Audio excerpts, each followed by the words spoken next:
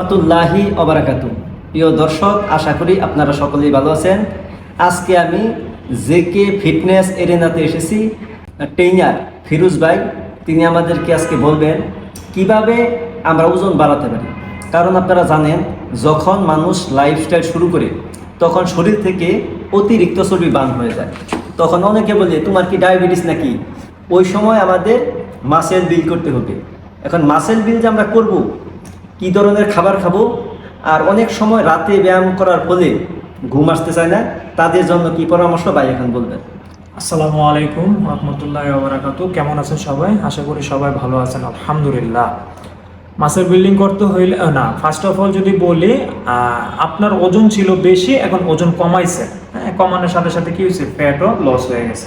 এখন আপনার ideal wait কত? মনে করেন আপনার আইডিয়াল ওয়েটটা 50 কেজি।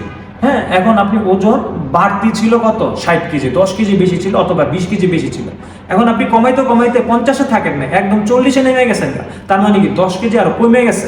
তখন কি হইলো, আপনি আরো হ্যাংলা পাতলা হয়ে গেছে। তার মানে কি, দেখতো আপনাকে কি মনে হচ্ছে, বাজে দেখাইতেছে, বেশি ভালো লাগতেছে না, একটু হ্যান্ডসাম লাগতেছে না। এখন ওই 10 কেজিটা কিভাবে আনবেন? এখন আমাদের ভিতরে একটা প্রবণতা আসছে, বেশি হাঁটাহাঁটি, লাফালাফি, জাম্পিং জ্যাক, এই যে ডেইলি অ্যাক্টিভিটিস, এগুলো করলেই মনে হয় মাসেল বিল্ডিং হয়ে যায়। একদম ভুল কনসেপ্ট। মাসেল বিল্ডিং এর জন্য আলাদা ব্যায়াম। মাসেল বিল্ডিং এর জন্য আলাদা ব্যায়াম কিভাবে? আপনি কার্ডিও এখন করতেই পারবেন না। কার্ডিও কতটুকু করতে পারবেন এটাও এখন যেহেতু ওজন নামে গেছে, কার্ডিও করার দরকার নেই। কারণ কি, আপনার ফ্যাটই তো নাই। আপনি একবারে 10 কেজি আরো বেশি ঝরাই লেছেন। এখন কি করতে হবে, মাসেল বিল্ডিং এর ফোকাস দিতে হবে। এই যে আপনি কার্ডিও করতেছেন, ওই কার্ডিও টাইমটাতে আপনি আরো মাসেল বিল্ডিং এর সময় দেন। কিভাবে? আপনি প্রত্যেকটা পার্ট অনুযায়ী ব্যায়াম করবেন। আজকে চেস্টের জন্য পার্ট ব্যায়াম করতেছেন, চেস্টেরই একদম ফুল 45 মিনিট আপনি চেস্টেই ফোকাস দিবেন, একদম ওই জায়গাতেই মনোযোগ দিবেন। তার মানে কি, এই যে আপনি যত খাবার খাইবেন তখন আপনার চেস্টের মধ্যেই কাজ করবেন। আবার যখন ব্যাগের কাজ করবেন, হ্যাঁ, ব্যাগেই আপনি 45 মিনিট পর্যন্ত একদম ব্যাগের ব্যায়াম করবেন। ব্যাগের ব্যায়াম করলে আপনি সারাদিন যে একদিন রেস্ট দিতেছেন, আপনি যত খাবার খাইছেন ব্যাগে নিয়ে রিপেয়ার করতেছেন, ব্যাগের সেই কাজ করতেছে। হ্যাঁ, আর এই রিপেয়ারের কাজগুলো হয় ঘুমের মাধ্যমে। আমরা যদি ঘুমাই যখন, তখন এই খাবার এবং এই মাসেলের বিল্ডিং এর যে টাইমটা, এটা হলো ঘুমের মাধ্যমে হয়। তো আমাদের কি জানলাম, আমরা যখন ওয়েট লস করে ফেলবি, আমার দেখতে যখন খারাপ লাগতেছে, তখন আমরা কার্ডিওটা অফ করে দিই। এখন আসি খাবারের কথা। প্রোটিন 100%। একটা মানুষ ব্যায়াম না করুক, সারাদিন কাজকর্ম করে, তার জন্য পার ওয়েটে 1 গ্রাম করে প্রোটিন লাগবে। আর সেহেতু এখন সে মাসেল বিল্ডিং করবে, তার ওজন বাড়ানো দরকার। তার মানে কি, তার 1.5 লাগবে।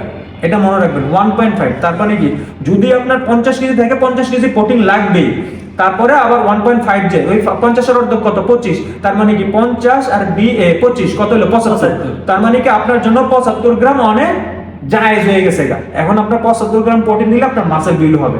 এখন 75 গ্রামে যদি প্রোটিন কমাইলাম, তাহলে কি হইব, শর্ট পড়বে। এখন আসে হলো, যারা বেশি প্রোটিন খায় তাদের বডিতে, আমাদের পেটের একটা সমস্যা আছে, তারা কোষ্ঠকাঠিন্য ভোগে, মানে অনেক কষা হয়ে যায়। এর জন্য প্রচুর পরিমাণে ফাইবার দিতে হবে বডিতে। আমাদের এই ফাইবার কখনই গ্যাপ দেওয়া যাবে না, প্রতিদিন ফাইবার দিতে হবে।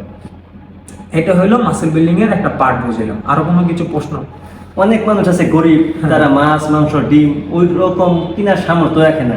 তাদের জন্য কম দামের কোন প্রোটিন গুলো পাওয়া যায়, এটা যদি বল। আচ্ছা, কম দামে প্রোটিন আমি যদি বলি, তাহলে কম দামের ভিতরে সবচেয়ে বেশি যেটা, ডাল, হ্যাঁ, মুগ ডাল, বিভিন্ন ধরনের। আরেকটা কথা বলি, আমরা এক রকমের বাদাম খাই না, এক রকমেরই ডাল খাই না।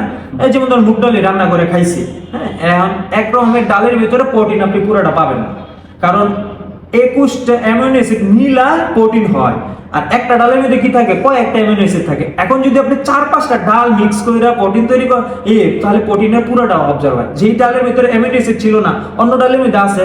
তার মানে কি, আপনার খাবার যখন খাবো, কয়টা ডাল মিলাই খাবো, 4-5টা ডাল মিলাই খাবো, তাহলে আপনার প্রোটিনের ঘাটতিটা আরো তাড়াতাড়ি ফিল আপ হয়ে যাবে। সবচেয়ে সহজ বুদ্ধি। ভাত নিবেন, যারা একদম শুকনো হয়ে গেছে, লাল চালের ঢেকে চাটা ভাত, অথবা আপনি কি করেন, আপনার আমাদের যেসব আপনার ওটস যেগুলো আছে, আপনি ডাল দিয়ে ভাত খাবেন। বাস, ডালটা কি খাবেন, 4-5টা ডাল মিলে তারপর রান্না করবেন, তাহলে প্রোটিনের ঘাটতিটা ফিল হয়েছিল।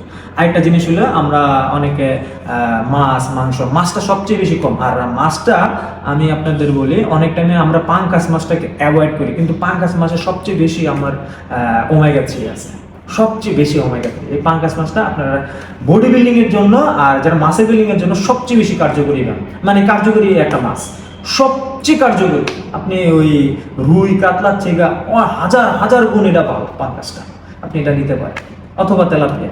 হ্যাঁ, অবশ্যই এরকম নিয়ে না, চাষ একটা না নিয়ে একটু হাওরের বিল একটা নেওয়ার চেষ্টা করেন, তাহলে আপনি ভালো কাজ করবেন। যাক, আপনার গুরুত্বপূর্ণ পরামর্শ দেওয়ার জন্য অসংখ্য ধন্যবাদ।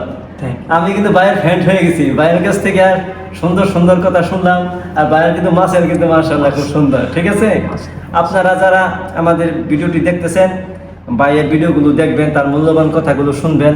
ঠিক আছে, আর আপনারা মাছের বিল করুন, আর আপনারা শক্তিশালী হন, সুন্দর পুরুষ হন। তো আপনারা সবাই ভালো থাকুন, সুস্থ থাকুন। আসসালামু আলাইকুম ওয়া রাহমাতুল্লাহি ওয়া বারাকাতুহু।